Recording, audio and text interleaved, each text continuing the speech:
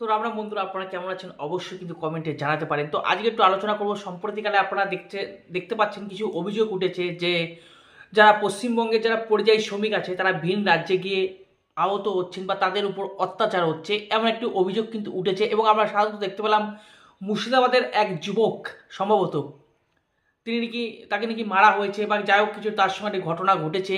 এবং সম্প্রতিকালের বেশ কিছু অভিযোগ কিন্তু উঠেছে যে বাংলা বলার জন্য নাকি ভিন রাজ্যে গিয়ে তারা মার খাচ্ছে, বেদম মার খাচ্ছে। এবং এই কথাটি কতটা সত্য সেটা একটু আলোচনা করব। এবং যদি হয়েও থাকে, এই অভিযোগ যদি সত্যও হয়ে থাকে, কেন হচ্ছে, কাদের সঙ্গে হচ্ছে, এর জন্য দায়ী কারা। তো দেখুন বন্ধুরা, প্রথমে আমাদের বুঝতে হবে যে এই ঘটনা সত্য না মিথ্যে। দেখুন, আমি সেদিকে যাচ্ছি না সত্য না মিথ্যে, যারা অভিযোগ করছে কিছু তো ঘটেছে, তার জন্য তারা অভিযোগটা করেছে। এবং কতটা সত্য সেটা একটু পরের ব্যাপার।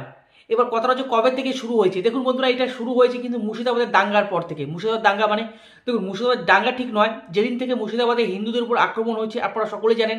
শামশেরগঞ্জে হরগোবিন্দ দাস, চন্দন দাসকে যেদিনকে হত্যা করা হয়েছিল, সেই ওয়াক আইন নিয়ে যে আন্দোলন হয়েছিল এবং বেছে বেছে হিন্দুদের বাড়িঘর ভাঙা হয়েছিল, তারপর থেকে কিন্তু এটা আরও মানে তারপর থেকে শুরু হয়েছে ভিন ভিন রাজ্যে, আপনারা সকলেই জানেন। এবং কেন হয়েছে তাও আমি একটু বলে দিচ্ছি। কারণ তারা টিভিতে তো দেখেছে যে মুর্শিদাবাদের হিন্দুরা পালিয়ে কিভাবে মালদায় চলে গেছে নদী টপকে, তারা কিন্তু দেখেছে। পশ্চিমবঙ্গের মানুষ হয়তো মেনে নিয়েছে, কিন্তু তারা কিন্তু মেনে নিতে পারেনি। আমি বারবার বলে থাকি এই কথাটা, তারা কিন্তু মেনে নিতে পারেনি। এবার তাদের যে লক্ষ্য, তারা কি করে বুঝছে, তাদের যে লক্ষ্য যদি হয়েও থাকে, তারা কি করে বুঝছে এবং কাদের উপর আক্রমণ হচ্ছে, আপনারা ভালো করে ভেবে চিন্তে দেখে নেবেন। যারা নিমন্ত্রণকে দাওয়াত বলে, যারা জলকে পানি বলে, তাদের উপরই আক্রমণ হচ্ছে। এবং সম্প্রতি আরেকটি ঘটনা ঘটেছে, আপনারা দেখেছেন বাংলাদেশের দীপু দাসের হত্যা, সেটাও কিন্তু একটা ইন্ধন যোগাচ্ছে এই সমস্ত ঘটনার ক্ষেত্রে। ঘটাতে পারে, ইন্ধন কিন্তু ঘটাতে পারে। আর আর আরেকটি সব থেকে আমার যে বড় কারণটা, সব থেকে বেশি বড় কারণ যেটা মনে হয়, আমি যদি বলে থাকি পরিযায়ী শ্রমিকদের উপর যদি হামলা হয়ে থাকে ভিন রাজ্যে, তার মূলে আছে আমাদের পশ্চিমবঙ্গে অবস্থিত বাংলাদেশপন্থী বাংলা পক্ষ। হ্যাঁ, আপনারা ঠিকই শুনেছেন, বাংলা পক্ষ। কেন এই বাংলা পক্ষ দায়ী আপনারা সকলে জানেন। এই বাংলা পক্ষের যিনি প্রধান গর্গ চট্টোপাধ্যায়, তিনি নিজে দায়ী। হ্যাঁ, একদম একদম বুক টুকে বলছি, তিনি নিজে দায়ী। কেন দায়ী দেখুন, আমি বলি আপনাদের কেন দায়ী তিনি। কারণ তিনি যেভাবে এই বিহারি বলুন বা মারাঠি বলুন, মারাঠি তো নেই, বিহারি, ঝাড়খণ্ডী বা যারা ইউপি থেকে আসে তাদের সঙ্গে যে ব্যবহার করেন, এবং তিনি কার্যত তাদেরকে দাগিয়ে দিয়েছেন গুটখাখোর, আপনারা সকলে জানেন। এবং তিনি দাগ দেন গুটখাখোর, মুক্ত বাংলা চাই, কি সমস্ত বলেন। এবং যারা টিকিট কাউন্টারে যারা টিকিট কাটেন, যারা রেলের যারা পরিষেবা দেন, তাদের সঙ্গে কিন্তু খারাপ ব্যবহার করে থাকেন এই গর্গ চট্টোপাধ্যায় তার দলবল নিয়ে।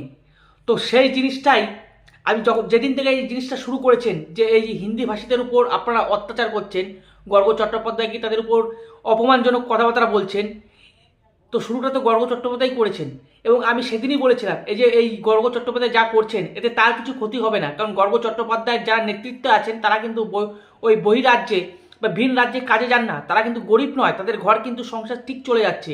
তাহলে গরিব কারা? যারা পরিযায়ী শ্রমিক, তারা তো গর্গ চট্টোপাধ্যায় প্রথমে তো শুরুটা করে দিয়েছেন।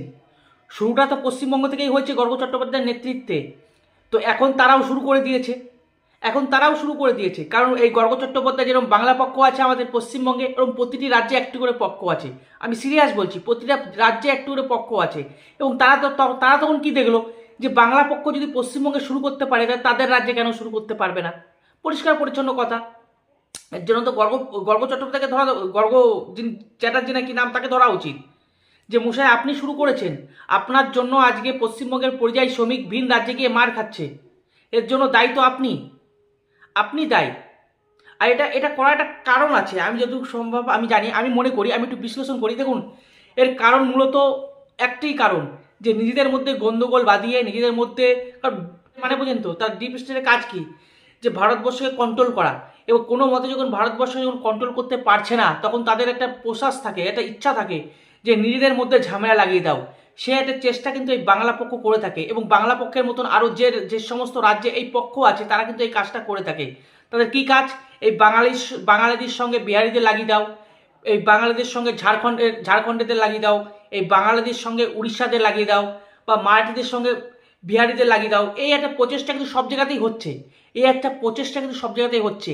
তার মূলে দেখতে হবে, এটা আমাদের লক্ষ্য রাখতে হবে যে এটা হচ্ছে কেন। এটা হচ্ছে কেন? আমাদের দেশটাকে টুকরো টুকরো করার চেষ্টা বা প্রচেষ্টা কি হচ্ছে কোনো বহিরাগত শক্তির দ্বারা? কি হচ্ছে মানে শক্তির দ্বারা? এটা কিন্তু দেখতে হবে। আজকে খালি বললেই হবে না যে পশ্চিমবঙ্গের পরিযায়ী শ্রমিক বাংলায় কথা বলার জন্য তাকে মারা হচ্ছে, কিন্তু তার শুরুটা কে করেছে সেটা দেখতে হবে। শুরুটা করেছে গর্গ চট্টোপাধ্যায়, এই পশ্চিমবঙ্গে বসে শুরু করেছেন। তো সেই ফল তো এখন ভুগতেই হবে আমাদের পরিযায়ী শ্রমিকদের, গরিবদের, যারা ভিন রাজ্যে কাজে চায়।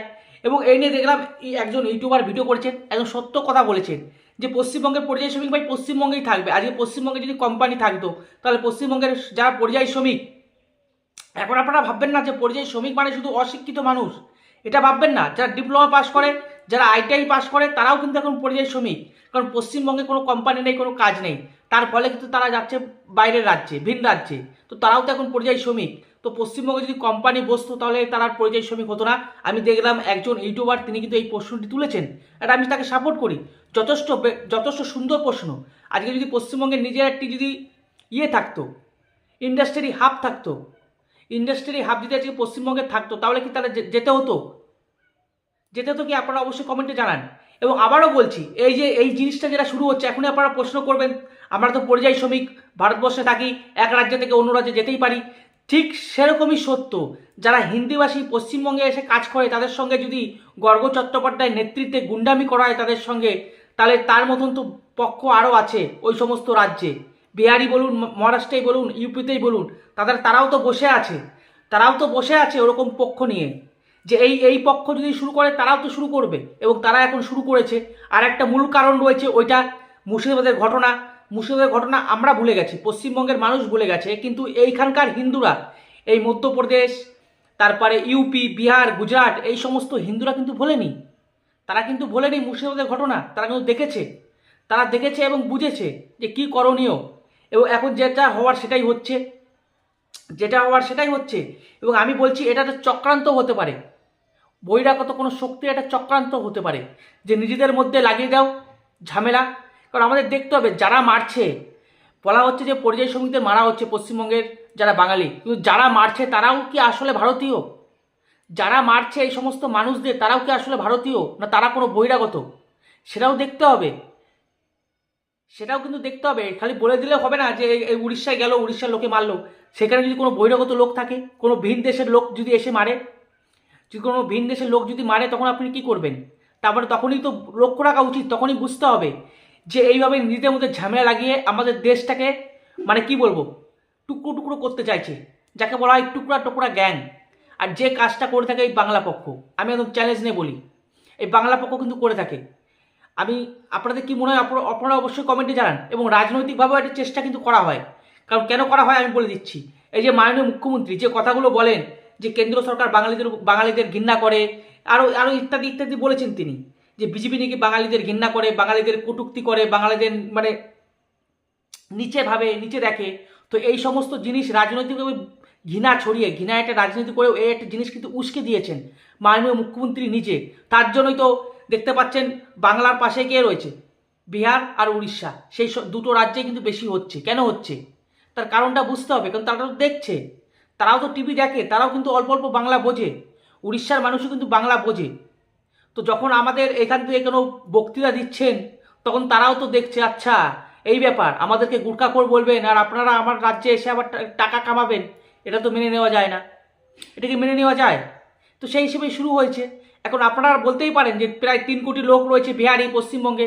তা আপনাদের একটু ইতিহাসটা বলে দিই, সেটা দেশ তখন স্বাধীন হয়নি, অর্থাৎ 1947 আগে থেকেই তাদের বংশধরগুলো রয়েছে কলকাতায়। একটু ইতিহাসটা একটু পড়ে নেবেন। কারণ 1946 সালে যখন দাঙ্গা হয়েছিল, যাকে বলা হয় কলকাতা কিলিং 1946, তখন বাঙালিরা তখন কিন্তু প্রথমে আসেনি সেই দাঙ্গার সময়। তখন এই বিহারি, মারোয়ারি, গুজরাটি তারাই কিন্তু এগিয়ে এসেছিল, তারাই কিন্তু কলকাতার দাঙ্গার সময় এগিয়ে এসেছিল।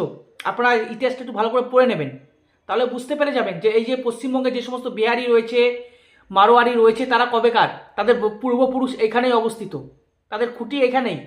অতএব ওই চ্যাটাং প্যাটাং কথা বলে লাভ নেই, মিথ্যা কথা বলে যে 3 কোটি পরিযায়ী শ্রমিক রয়েছে এখানে কাজ করছে, তাদের পূর্বপুরুষ এখানেই, পশ্চিমবঙ্গের লোক।